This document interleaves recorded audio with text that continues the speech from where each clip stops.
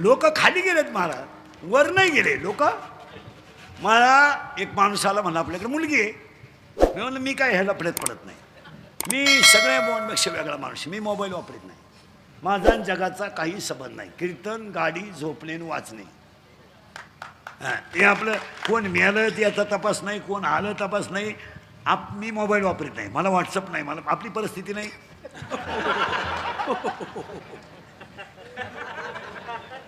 मला स्टेटस नाही, इंस्टाग्राम नाही, काय नाही, कोणाच्या एक नाही दोन. उलटे माझ्या क्लिपांवर लोक कोट्याधीश झाले आणि माझा गेम केला.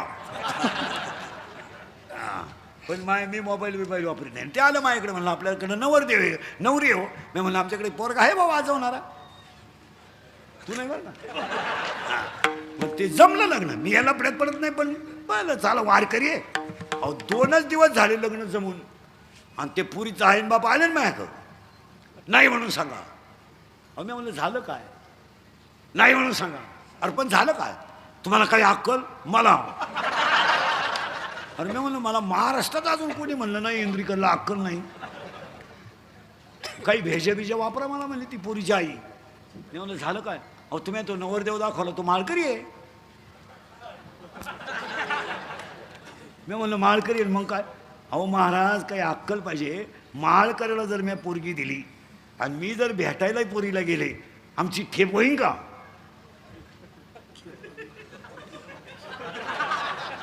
मी भिकाऱ्याला देईन, बाकीचं तुम्ही म्हणा. काय वाईट दिवस आलेत लोकांचे, काय वाईट दिवस आले. फार कामातून गेले लोक रे फार. आता ही बसलीत नाही एवढी, ही फक्त नगद नारायणाची गावकऱ्यांची कृपा आहे. कसे बी 2 तास कीर्तन ऐकत्यात, नाही तर बधीर झाले लोक.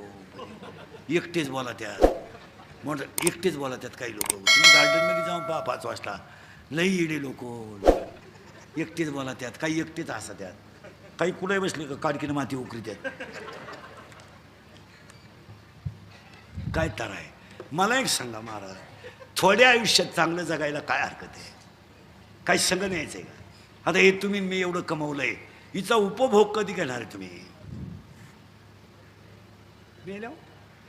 आता काय घेणार आहे. 50चे तर झालोय, 50चे झालोय. शुगर BP एक झटका येऊन गेला. स्प्रिंग घालेल आहेच, मुळ्याचा ठणका चालूच.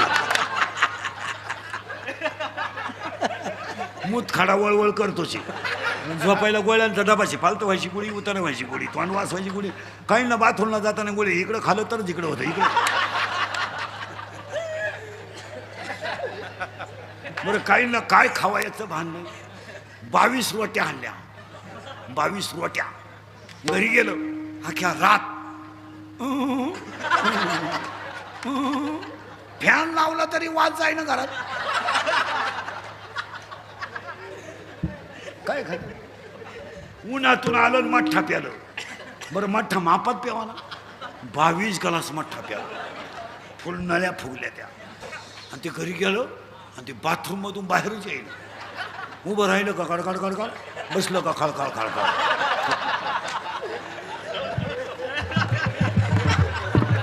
उभं राहिलं गळगळ गळगळ, खाली बसलो खळखळ खळखळ. आणि त्याची बायकोनच ती दारात चहा घेऊन, आतमध्ये चहा आणू का, आतमध्ये चहा आणू, आग लाव त्याचा. काय लोक काही खायचं नाही. काही सारखं त्या मोबाईलवर, काही तर कानात वायरी घालतात, इथं मोबाईल देतात. आणि त्या बोलायच्या पद्धती तर इतक्या नालायक आणल्यात. एनो एनो एनो.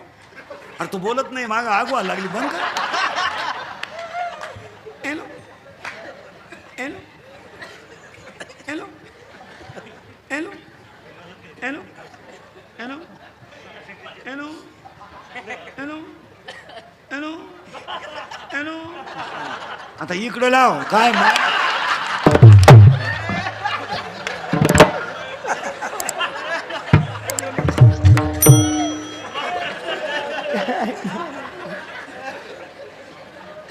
अरे थोडं जगा रे.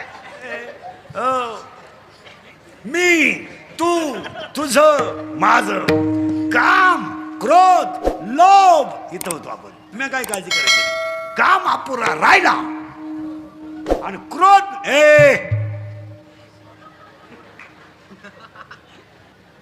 काय करू राहिलं? हळूच दिसेन गेम करून खालून आता करंट लागेल बरं का ऐकणाऱ्यांना. काम तयार झालं का क्रोध, क्रोध झाला का लोभ, आणि लोभ जर तयार झाला लगेच मत, मत, आणि मत तयार झाला का त्याला काहीच कळत नाही मत्सर, आणि मत्सर तयार झाला का मीच फक्त शहाणा आहे अहंकार. राक्षस भुवन परिसरातल्या सगळ्या कार्यकर्त्यांना आणि पुढाऱ्यांना सांगतो, शिवाजी बाबा आहेत, थोडं बोलण्याचा माझा राग येईल तुम्हाला, पण तरुण पोरांना सांगतो, पोरांनो थोडं सावध जगा. पोरांना पटतंय का पहा. पोरांना भाई केस कमी आहेत माझ्या अंगाशी, एवढी गावं पाहिली मी, पण तुमच्या पाया पडतो पोरांनो, ह्या दंगली बिंगलीत तुम्ही पडू नका. तुमचं याच्यावर काय मत आहे मला सांगा. पोरांनो लोकांच्या पेनात कॅमेरे आणि काम इतकं कडक झालंय, तुम्ही जर कॅमेऱ्यामध्ये जरी दिसले तर 10 वर्ष शिक्षा आहे पोरांनो.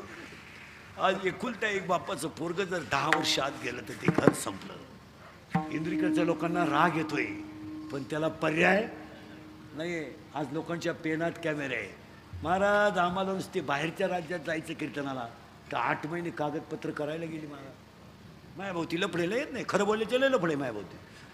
रोज नवय उठलो का सुरू, कुठून तरी चड्डीतून मोबाईल काढायचा, भावना दुखावल्या, बाईला बोलले आणि गाड्याला बोलले आणि पोरांना बोलले. हे चालत नाही. पोरांनो तुमच्या पाया पडतो, आत्तापर्यंत फक्त गरिबाचेच आत गेलेत, श्रीमंताचे गेले नाहीत, जाणार नाही. पण त्याच्या पुढचं वाक्य ऐकलं तुमचं डोकं बंद होईल पोरांनो.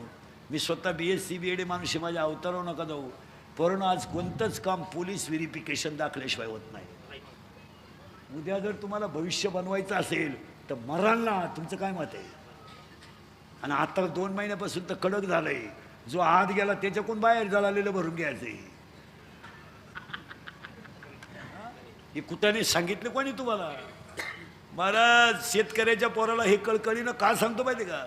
पोरांनो कपास शिवण तुरीवर संसार नाही होणार, नाही होणार महाराज. कपास शेतकऱ्याच्या पोराला पोटासाठी काहीतरी हालचालच केली पाहिजे. तुमचं काय तुरीवरण कपाशीवर शेळ्यांवर बकरांवर संसार होणार नाही. 1 महिना जाऊ द्या फक्त. शेतकऱ्यावर लगेच 2 संकट आहेत. जून महिना आला, ऍडमिशन, शाळा, दप्तर, फी, शेती, बियाणं, ट्रॅक्टर, डिझेल, बैल, कुठून जगेल शेतकरी. मी स्वतः शेतकरी आहे चांगला. मी 1.5 वर्ष लॉकडाऊनमध्ये शेती करून पाहिली, काही खरं नाही. हेच खरं आहे. पुरा काळा पडलो होतो ढेकळात, पुरा अगोदरच काळा, पण रुपड्या नाही मिळत. पोरांनो तो माझ्या बोलण्याचा राग आला का. तुम्हाला रस्त्याचं दुकान टाकावं लागेल, गाडी विकावं लागेल, पंक्चर काढावं लागेल, सायकल पंक्चर काढावं लागेल, पण पोटाचा प्रश्न तुम्हाला सोडवावाच लागेल.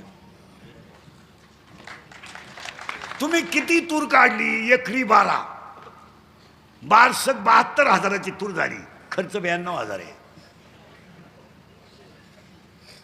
कापूस निघाला 1.5 लाखाचा, खर्च झाला 1,72,000. तुम्ही येडे होऊ नका. गाडी का कुल्फी का, पण आपल्या पोरांनी धर्मावर निष्ठा ठेवून पोटच भरलं पाहिजे तुमचं काय. आणि पोरांना तुम्हाला वाटतं तुमचा खिस्सा रिकामा झाल्यावर तुम्हाला कोणीही नाही. तुम्ही कशाला कुठे करता. आणि लोक म्हणतात इंद्रिकर नालायक आहे. मी महानालायक आहे, नुसता नालायक नाही, महानालायक आहे.